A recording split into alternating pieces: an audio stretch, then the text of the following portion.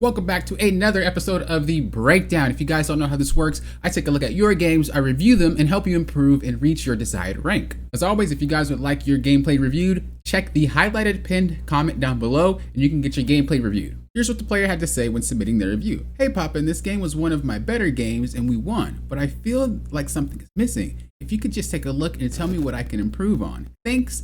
And thanks for the awesome content. No problem at all, and I'm glad you're enjoying the content. Also, I appreciate you becoming a member. This player is a member of the channel, so thank you and also the other members for helping support the channel so I could do things like this and give free coaching sessions and do events and things like that. I mean, all of that is you guys. If you guys want to help support the channel and the content that I create, please consider clicking that join button down below. You'll be first in line for reviews and other stuff in the future. So check that out if you're interested. Now we got that out the way. One of the main things that I want to talk about is going to be how his orbs work. If you didn't know, or if anybody else didn't know, when you shoot an orb, it goes through your teammate, obviously. So like if the teammate's here, it'll go through the teammate. But if you didn't know, it can go through the teammate once it bounces off walls. So let's just say they're here, you bounce it off a wall and it comes back, it will still go through. There's another thing that it does as well, is if the player is close enough, you can bounce it off the wall, it'll bounce off and it'll double heal them. So it heals 2 times. So if it continues to bounce, it will continue to heal. Now, once it goes through one target, the duration starts to fade. If you've ever seen how Rocket's shot works, if he misses, it'll kind of just bounce around for a while. But if he hits somebody, it starts to fade away. And so you can use this trick when you need to, but if you're close enough to a wall or the person's close enough to the wall and you bounce it off the wall, it's going to heal them 2 times in a row. This is why Rockets can be a pain because of the double healing that he gives to his teammates. So as an example, if we really wanted to heal our teams to the best of our ability, we would try to find a better spot for us to be in to get more bounces off. As you see right here, this bounce only affects the people in front of you, right? But if we stood right here, we can bounce it in a way where it's going to impact your entire team here, plus whoever goes this way. What we could do is we can stand here, maybe like right here, and we can jump, right? And if we might not have to jump. I don't really know how his height is in this specific spot. I don't think I've ever used it, to be fair. I always position somewhere else, but just for the sake of this example, you could take the shot and you can angle it so it bounces and it starts bouncing this way. That way it heals the team that's behind him, and then it also heals this person while still keeping you safe. The thing about Rocket is you need to learn how to bounce your orb so you're always in a safe spot. Rocket is very susceptible to getting one shot in the face, so you got to be careful when you're taking shots. Even right here, same story. What we could try to do is we could try to angle ourselves here. Use cover. Rocket's very small, so he can use almost anything as cover. This is cover. So just you can fire your orbs off this way, boom, boom, or this way, boom, boom, and you're going to be able to heal everybody down there. That way you don't have to always look around and try to shoot your orbs. Always try to find the best angle so you don't have to look around as much, because if you have to turn your camera, you're not going to be as impactful. As an example, you see how you're trying to look down and heal? This means that if your teammate's over there, how are you going to heal them if you're looking down? If your teammate's over here, how are you going to heal them if you're looking down, right? But if you position yourself in a way so that you can heal everybody with one shot, or maybe just micro movements of like, okay, just another example. I'm here, right? And I need to heal someone to the right. Well, I only have to micro move my camera just a little bit for it to happen. Where you're standing right now, you have to go here, and then you have to go this way, that way. If you have a flyer, you have to look up. It's just a lot more movement than you want. And again, you want to try to bounce the balls as much as possible.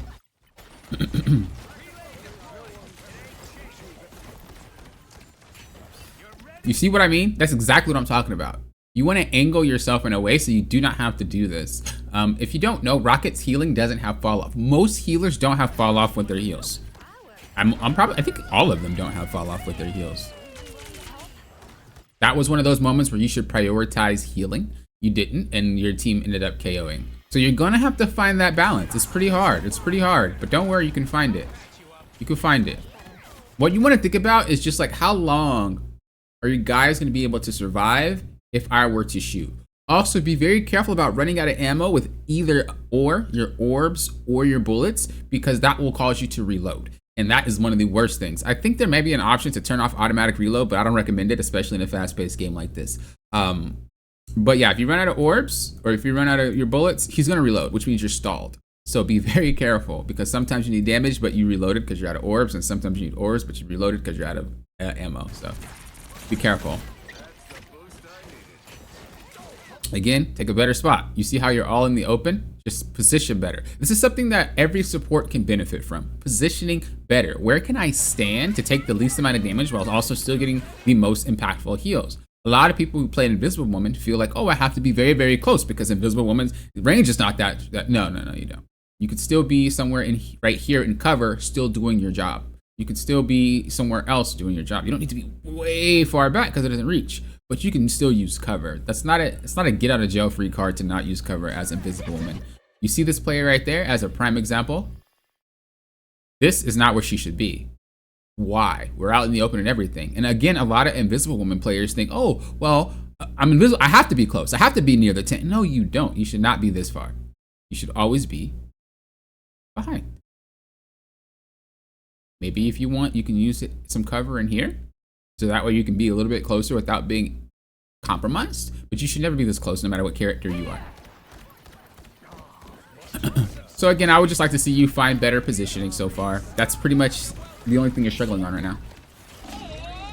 That's what happens when you have that positioning issue. I'm gonna get some revenge. I'll patch you up. So there's something that I want to describe to you, and it's going to be the enemy line and your line. Now, it's not something that you have on paper, but let's just say your team's over here and their team's over here. I mean, we don't have to say it. That's literally what it is, right? This is the battlefield line. This over here is all their space. That's what they occupy right now. This is what your tank is trying to give you so you can play the game. Now, this is a basic version because there's space up top and inside and that you could take advantage of, but we're going to keep it at a basic level because obviously there's no reason to learn any of that as much. But what you want to focus on is how can I occupy the space my tank gave me? You're way too deep. It takes someone to come up here and just take you out, and that's that. There's no reason to be this deep. I know some Rocket players like to flank and then try to heal from behind. I do it as well, but you have to be very careful and you have to make sure that space was given to you. It wasn't given to you. How do you know when it's given to you? When you don't see anybody in certain locations. We don't know where their team is because we can't see them. They're behind cover. So we have to assume this space is occupied by them, because what if they're coming upstairs, they're right here getting ready to peek, and oh, a rocket. You know what I mean? I'd really recommend, yeah. That's pretty much what I thought. If that was a better magic, you were done. There's no way you survive a magic as Rocket. She would have insta-KO'd you. So just be very careful about that. You're playing around like all that space is yours, and it's not. And it's not just you. This is what a lot of players do. Invisible Woman, Cloak and Dagger, especially Cloak and Dagger players, Mantis players, like a lot of these players try to occupy space by themselves, and it's not like that. Sometimes you got to play that slow game. Sometimes you got to allow your team to take that space for you, and then you just go ahead and occupy it once they take it. If you think about it, think of it like a police escort or something like that. Not even police, just an escort, right? Someone else is leading the way for you to then go ahead and do your thing. It's the same exact thing. This is better. This is exactly what I like to see. Now you are in the open, so if they have a sniper, you have to be careful, but they don't have one. You can see from their comp, they don't. So you're pretty safe unless someone comes to flank you. You see how much easier it is for you to heal? You see how much easier it is for you to aim at people flying or people on the ground or people dashing around? It's way easier, and everybody else is impacted by the orbs. This is what you want most of the time. This is the tricky part about Rocket, because every little spot, some maps don't even have good areas. Like that new Krakoa map, the one with, not the one underground, not the one in the cave, and not the one in the buildings, but the one that's like out in the open, and it's got like 4 trees standing up when you walk out. You guys are like popping, what? The domination match with the open trees. Dude, that map sucks for Rocket. I don't care who you are. It is so hard to play the game because it's open.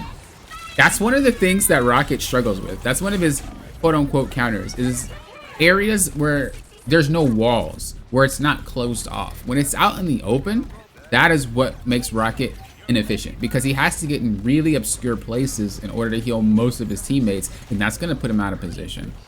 I know that's kind of a random kind of thought, but I just wanted to bring that up because it's important to know this if you're going to play Rocket. I like this. This right here is okay.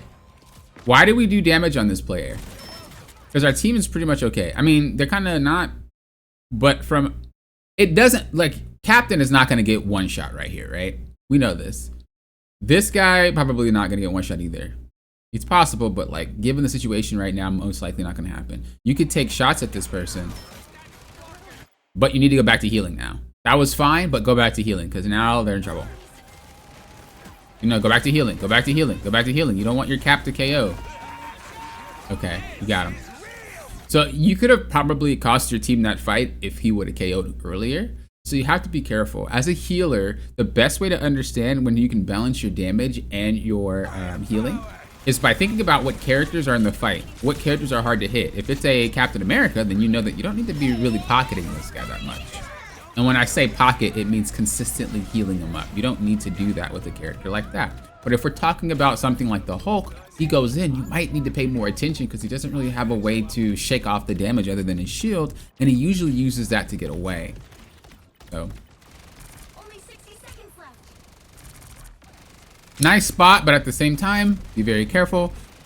I would like to see you also use your beacon more. I don't know if you've been using it, but use your beacon more. Best places to put your beacon is places that you don't think they're going to walk. Now, if you're going against me, I will take out every single beacon that you have, especially if I'm playing Captain America. I'm looking for them things. Players in high ranks generally do look for them before they commit to a fight because it's a free res. But when you're learning, especially in a rank like this, you should be putting them in places that they're not going to check. So let's just say, as an example, if I'm a flanker, do you think I'm going to flank using this way? Yeah, so this is not a good spot. But you're like, Poppin', it's out the way. It is, but this is a spot they can flank and check. You want to try to put the beacon in places that they're not going to flank you. Like right here. It still does the same thing, but what are the odds they'll be able to take it out from here? They can't. They'd have to overextend to do so. And they have to do a lot to get to it. So those are the things that you're thinking about when you're playing Rocket.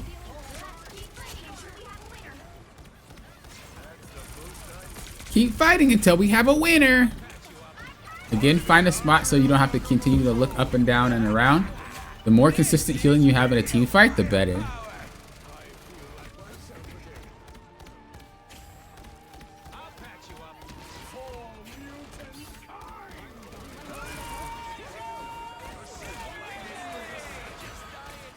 There, you're going behind again, which is fine, but just be careful. You don't need to get on point. You see right there, just heal. Right there, just heal. You didn't have a reason to do damage. You're trying to stall for the Captain America. And this is something that even high rank players do, and that I notice a lot. I'm trying to stall with Cap or someone, and they'll try to like go on point, all supports. Try to like go on point or like try to do something. Just pocket the person on point, and they could survive without you. Once you get on point, you're probably gonna explode. And so you gotta be very careful. All right, here we go. Again, not a great spot to be in. Although in theory, it does kind of seem like it. All it takes is for someone to come wrap around and come get you. What you could do is you could sit here. Oop. Sit here. Remember, you can use small things as cover and just do it this, excuse me. You could do it this way. This allows you to be able to heal. And should you need to heal them, you can kind of micro turn. But I would probably rather like you here. So this wall, where is it? I want to say it's this one. Oh no, it's this wall. I'm trolling. This wall, you can break this little pillar. And what you can do is you could just stand here and heal like that. So you're doing what you're doing right now, but you're in a very, very safe spot. And as they continue to push, continue to take those type of angles. Again, and heal here. And they keep pushing. Again, heal here. It's the same thing you're doing, but just in a safer location. That way you're not exposed. And again, what happens if they go over there? You can't heal them because you can't see them. You're gonna have to reposition anyway. So let's see what happens. You see what I mean? You have to reposition. But now you're moving more into their team. If they had someone like a Spider-Man or a Magic, you wouldn't be able to play the game. Because you'd just be KO'd every single time. Your positioning is... Because you're not getting punished... Oh, he's trying to. That's strange. Because you're not getting punished, your positioning is like in a really sour spot. Once you start climbing into like platinum, diamond, Grandmaster, you're going to get punished a lot the higher you get to, and I don't really know what your goal is, but you will be punished a lot. And so you want to get into the habit of, like, if you even get attacked by, let's just say, that strange, you think about why, and then you try to position better next time and maybe not sit there next time. As you keep getting attacked in certain locations, take note and don't do it again, because clearly that spot was very easy to get to you, right? And that's how you improve that positioning as a support. A lot of support players generally stand in the same spot repeatedly, and then they wonder why they keep getting picked off. Well, it's because you keep standing in the same locations that are not good locations. You know what I mean?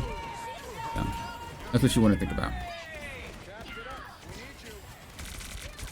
I am ready to put on a show. I mean, for the most part, oops, I didn't mean to swap. For the most part, it's pretty much the same thing. There's not anything different to what's going on, because those are the most glaring weaknesses. So what I want you to take away from this replay is how to position better as a support in general. It's not a rocket thing, but just how to position better. Again, the Invisible Woman as well is out of position. You could do the job of healing from cover. Let's just say she's over here, right? She's in cover. People think you have to be extremely close to help. You don't. You can be in cover. You can even do it from over here if we were her. It's the same thing. Should you get peeked at, well, then you just start moving back and you still heal. That she can reach from here. So you're really trying to find good positions as a healer to be the most impactful. How can I heal the most without taking the most damage, right? And that's what you're trying to do. With Rocket's case, though, when you're gameplay, we want to try to figure out spots where you can bounce the orbs around. You can be giga far away. Like, you could be so far away and bounce orbs properly and you'll still heal. You can even be like way back here behind this car and just firing off orbs. It's the same heal potency. It's the same healing, but you're way safer. Things like that make a massive difference. And then when you're ready to fight, start moving forward a little bit. And then you can go ahead and go from there. The last thing is your beacon placement. I want you to think about where can I place that beacon that people probably won't go to, and then place it there. I notice you're holding on to it for a very, very long time, and you want to be careful about doing that. Sometimes if I notice a fight goes bad, so let's just say this Thor KO'd, right? And let's just say people were low. Excuse me, people were low. Let's just say Iron Man KO'd, Scarlet KO'd. I'm not placing that beacon down because we already lost the fight. If you can identify when the fight's already lost, don't use the beacon. You can use it again because that's 45 seconds. A second team fight can happen in 45 seconds, so you might as well not even use the beacon. It's a little management thing. There's more to Rocket than just than just kind of like heal botting. Unfortunately, a lot of people pre-made with others that do the work for them, and the rockets will climb that way. But if you're a solo queue rocket, you're not about to just climb trying to heal bot. I promise you, it's a lot more work and a lot more ability management in order for you to be successful with the character. So I hope this helped you. If you got any questions, of course, let me know. And again, thank you for being a member and supporting the channel. It means the world, seriously. If anybody else would like to support the channel, click that join button down below. But until next time, you know what I always say. Think you guys are doing what? Popping often. Will often.